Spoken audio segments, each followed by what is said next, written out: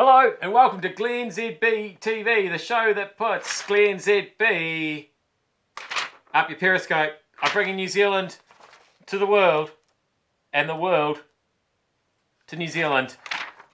Don't do it. Don't do it. In the battle to be the most embedded journalists in Iraq, our Damon's gone to new lengths. I don't know if you've seen any of the coverage over the last couple of days as the battle for Mosul continues, but Nick Payton-Walsh has certainly been getting shot at a lot.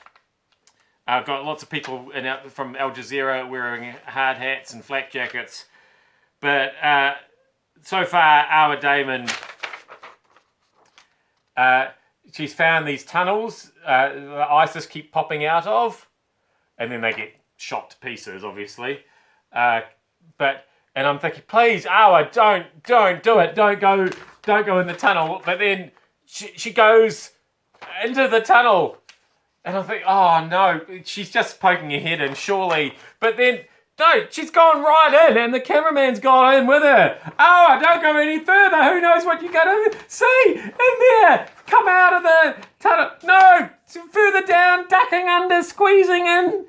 This is terrifying! And then finally she gets to the other end and comes out in the light and you think, oh, thank God that's over. Awa, you had me. I mean, who knows what you're going to meet down there, right? Who are you going to meet? Even if there was nobody down, it's a dark, small tunnel. And then she goes back in again. That's her going back in. To show how the tunnel actually branches off and comes out. And Oh, that's terrifying. I'm so glad that on radio we can just pretend that we're going down the tunnels and we don't actually have to do it. Because you're just listening. You just talk like this and it sounds like you're in an enclosed space on the radio. We never actually go anywhere, we just stay in this room.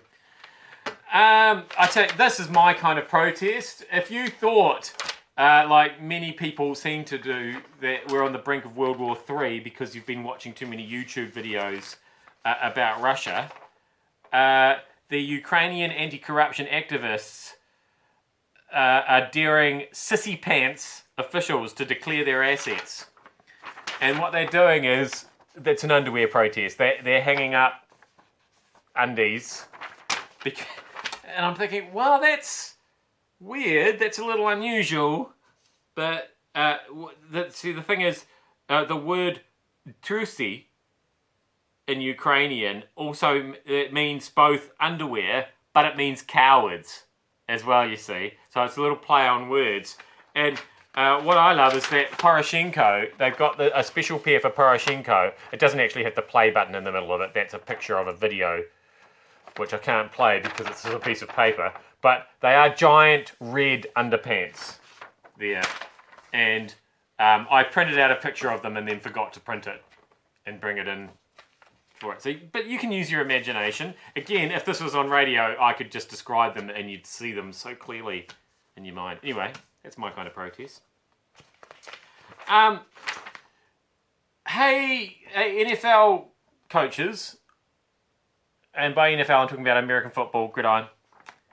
The head coach of the New England Patriots has come out and said he's not going to use his Microsoft Surface Pro, even though they've paid a lot of money for all the coaches to use them on the sidelines, for their strategy and all the rest of it. He can't do it. He's had enough of it. It's too annoying. He's gone back to just the marker pen and the whiteboard and the squidgy diagrams and arrows pointing in all directions. So I'm just saying, guys, any of you NFL coaches, if you don't have a use for that Surface Pro, flick it my way. I'm happy to take that off your hands.